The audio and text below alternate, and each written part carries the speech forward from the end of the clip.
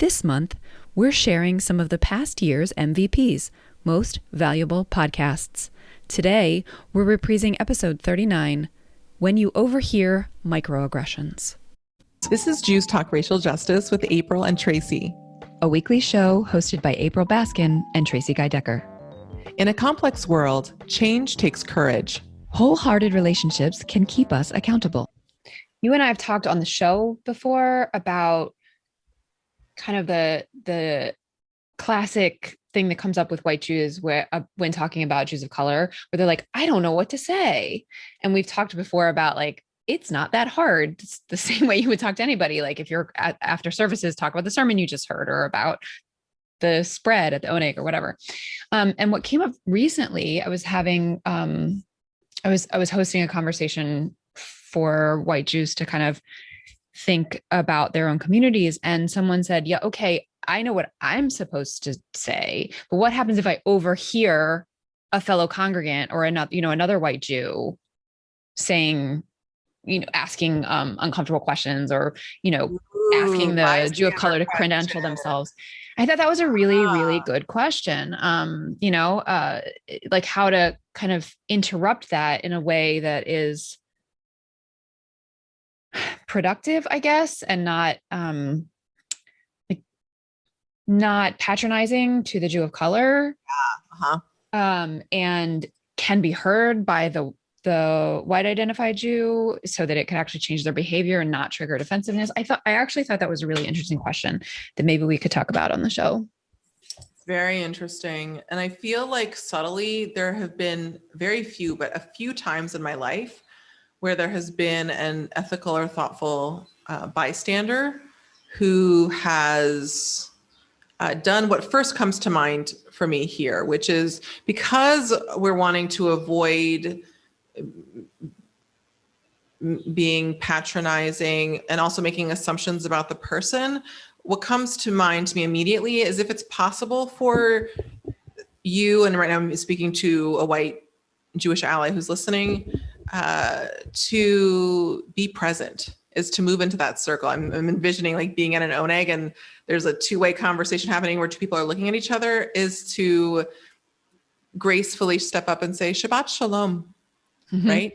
And just integrate and say, or say, do you mind if I join the conversation? And so you might want to wait, like if there's a specific exchange happening, but just like getting proximate in a non-creeper way and joining. And I can't even remember the specific circumstance, and I've never even actually consciously thought of it. But as I was thinking about my first thought about this, I can energetically, someone, I don't know how much we've talked about this on the show, but Tracie knows, and a number of the people listening know who are in our orbit from our programs or who are in relationship with me through friendship or organizing or Jewish communal leadership, is that I'm a very intuitive, empathic person, and I pick up on a lot of energy. And I feel like in different Jewish communal spaces, there have been moments where I've felt uncomfortable. And at times, possibly the person actually didn't say anything, but there was someone who came into the dynamic and just stood there and looked at me, gave me certain looks of thoughtfulness and humility and strength that actually just by their presence alone contradicted my isolation and helped me access my own power again. And also watered down the experience depending upon the severity of the misunderstanding or intrusion, intentional, often not, that the other person I'm interacting with is causing. And just by actually being, like, it's almost sort of like filming the police is a very, it's not the only thing, and at times there is more, but actually that alone, just somebody else being present. And it's partially through body language. And so part of this also depends for you as an individual, again, white person, around like where your energy is. If you feel confident and grounded and clear that something is not quite right, you coming into that space, ideally from a place of not savior, but I think I might have better, I have some good energy that I think it might be nice to bring into this space and to hold space and to notice and possibly when different things come up to shift the conversation, which I feel like some people have done for me, so that actually nothing is explicitly said, and my autonomy and my choice around whether I want to explicitly address it or not, or subtly redirect, is further supported. And then that person, again, it's only a vague memory, but I feel like this has happened to me. And so shout out to that person or those people who have ever done this. If you're listening to this, thank you for that. Of when something comes up, if someone says something like, how are you Jewish? And I go through this whole thing internally, I still, or I know what I want to say, but I have a sense of how they may feel. And it's quite a sophisticated redirect, but they still may get that it's a redirect, and then they're going to get weird. And do I have the energy, or worse? And so I'm navigating that and trying to honor my sovereignty, respect the spirit of the person in front of me, and also deftly navigate the oppression that's being flung my way, mostly usually unintentionally. And that people who have joined me in the past have waited for a moment to chime in and help redirect the energy in the conversation. Yeah. That when I say something, they say, oh, you're also from, you're in Virginia. Oh, I went to Virginia Tech. Did you? Oh, my dad went there too. Oh, really? Like what year?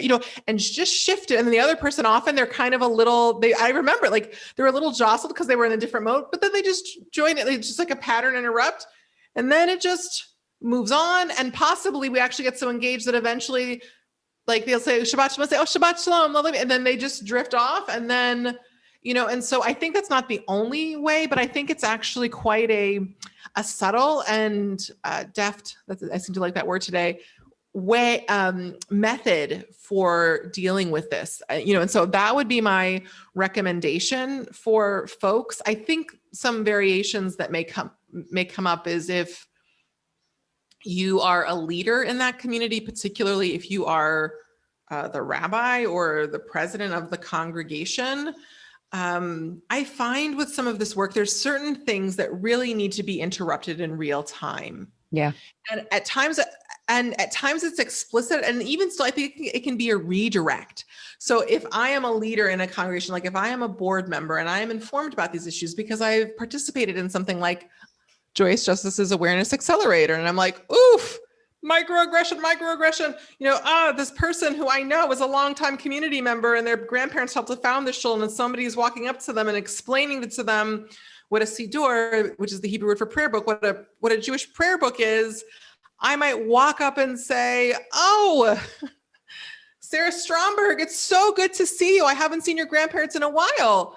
So-and-so, did you know that so-and-so's grandparents are founders? I hope you don't mind me saying, how have you been? I haven't seen you in a little bit. You grew up in this community, like something, that is a little bit, one, I think that's very Ashkenazi Jewish, one of many patterns. It doesn't have to be quite that great. I'm trying to think of something that is, but it just says, oh, hi, Sarah, or, whatever the person's name is.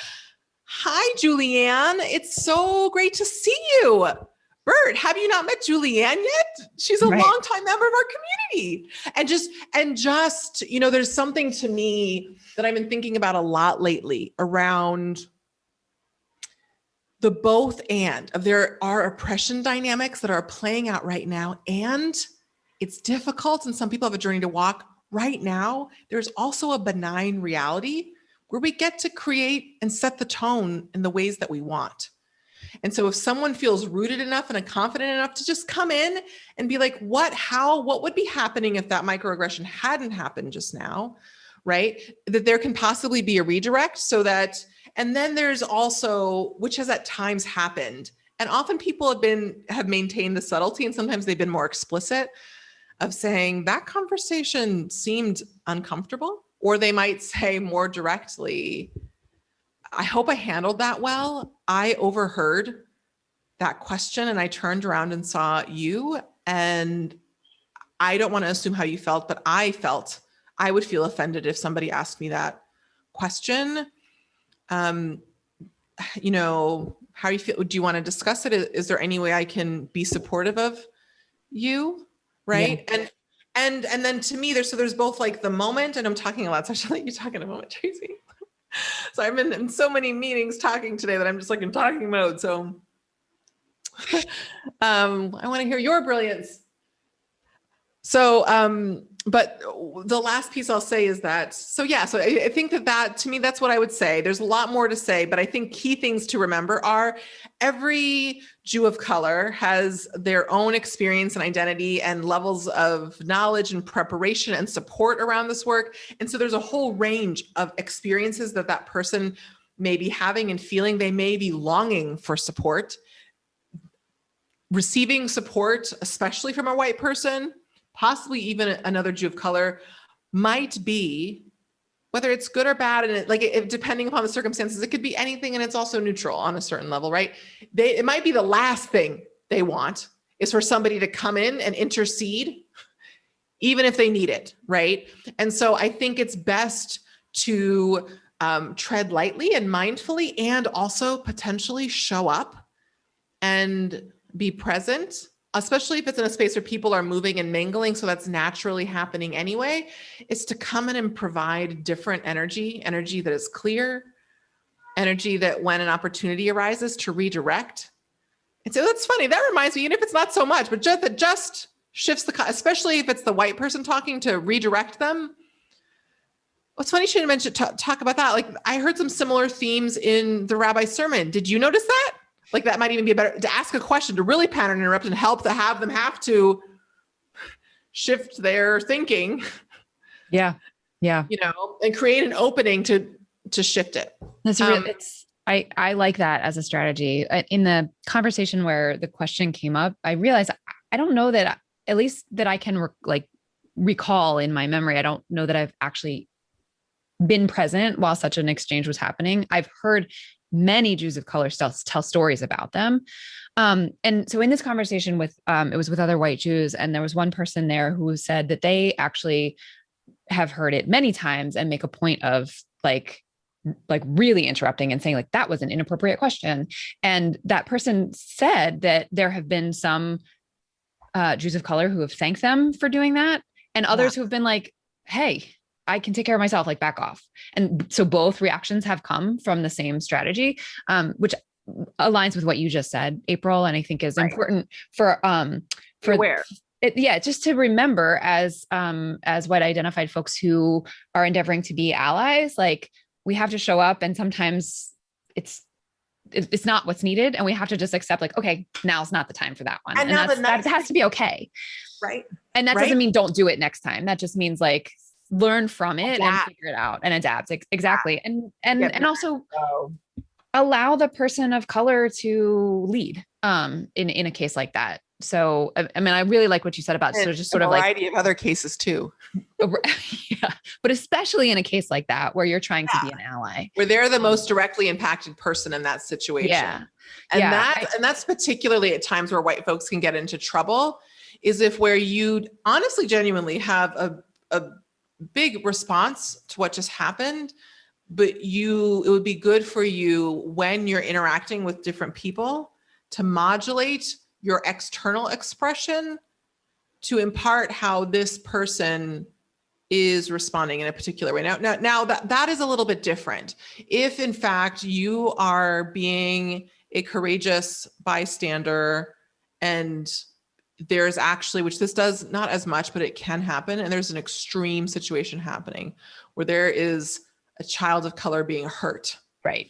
Or where then obviously, that's a slightly different circumstance, and it might still be, but interrupting, I mean, I personally almost always, unless somebody is really not good at it, but when somebody does step up and say something, especially someone who leads a lot, I'm clear in my ability to lead, and also collectively it's exhausting. So it's actually really lovely at times when people thoughtfully do it. And also because there's likely some, but less potential cost or risk for them involved than there is for me. Yeah.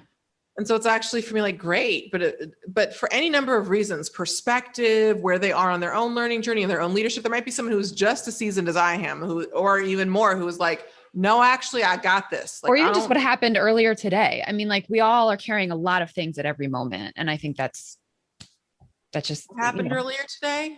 I mean, like, whatever happened earlier in the that day to that Okay. person. Yeah. Yeah. Like, yes, you could just be in a bad mood and you're not here for it. Like that, it just happens. Like, and that has to be okay. And not kind of derail all future attempts to, be in solidarity. That was the point I was making about that.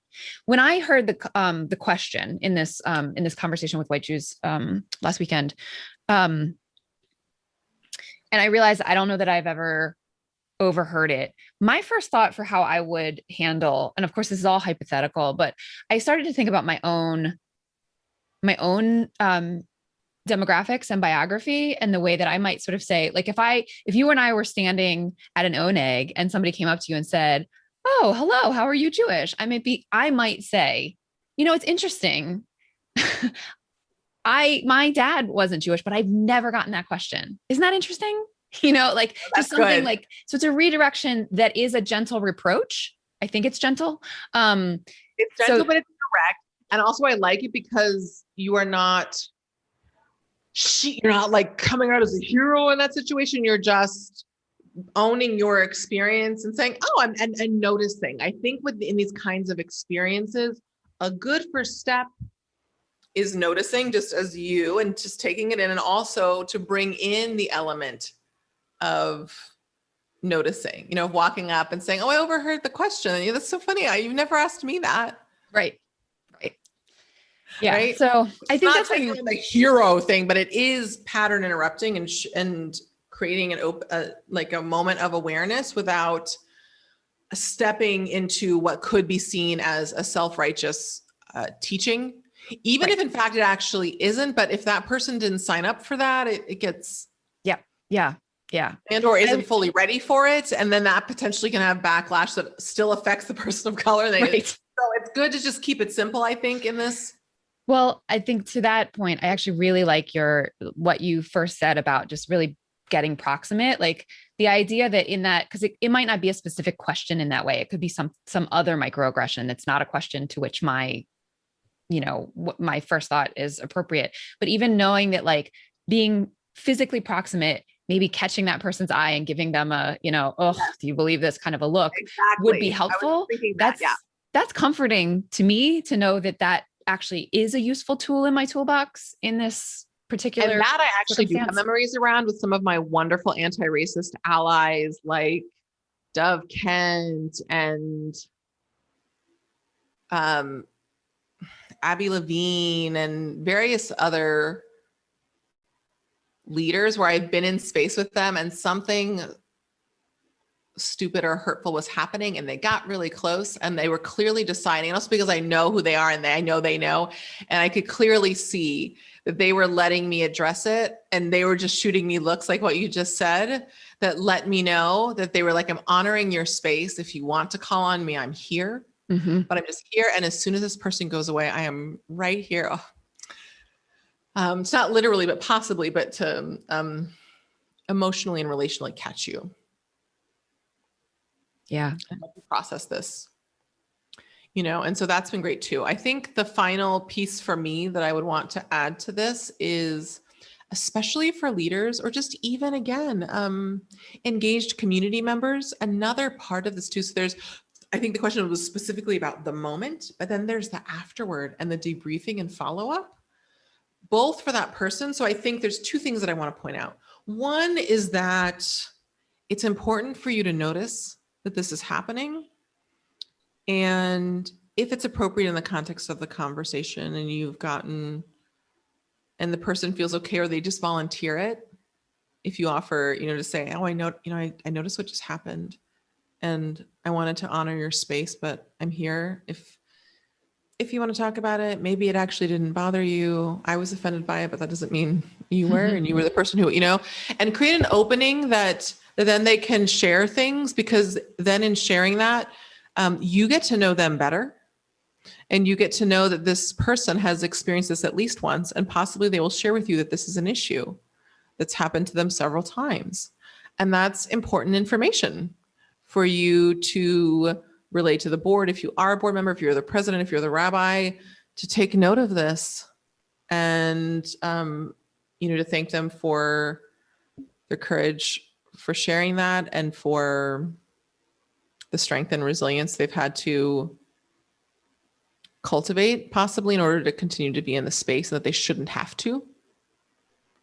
And that you are going to be thinking about this more. And if they would like to, not on Shabbat or not in the Oneg or not at the event, but if they want to be in conversation with you about this further, that you are open and you can they can contact you anytime. Or if you would like, I would be happy to reach out for coffee, just to get to talk and hear how you're doing with it, somebody you know or you don't, right? So to me, also part of this is also about the potential for relationship, whether it's just casual and just a friendly face you see at Oneg that could develop into a deeper relationship, or if in fact it's potentially a lovely friendship or, acquaintanceship that can evolve.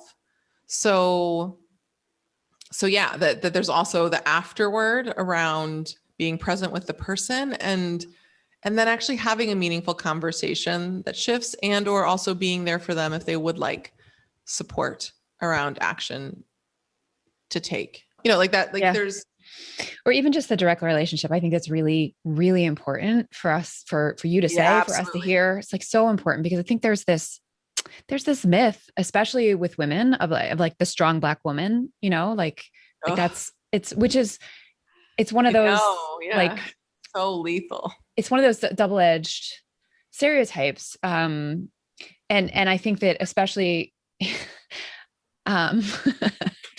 especially, white identified folks, we sort of have it.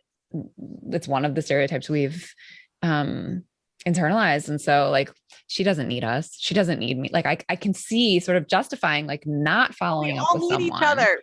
We need each other. So I think it's a really important reminder in this specific conversation about what to do when you overhear microaggressions within the Jewish community against Jews of color. Like, even if in the moment you can't interrupt, or you choose, you choke and you freeze or whatever, like following up with that person and saying, I saw that and oof, and I hope you're okay. It sounds so obvious. And I know from experience, it's not always obvious. So I'm glad we're saying it out loud. I was so triggered by that, Tracie. I'm sorry. I know you have nothing to apologize for, but I just brought up a lot. Like like my body is having this somatic, I started playing with my hair, some anxious energy. And then I noticed my body was just like, I want to sleep. Oh, but that, it's just potent and it's real. Yeah. Great. So I think that's a wrap for this episode. Thanks for tuning in. Our show's theme music was composed by Elliot Hammer. You can find this track and other beats on Instagram at Elliot Hammer. If this episode resonated with you, please share it and subscribe. To join the conversation, visit JewsTalkRacialJustice.com, where you can send us a question or suggestion, access our show notes, and learn more about our team. Take care until next time, and stay humble and keep going.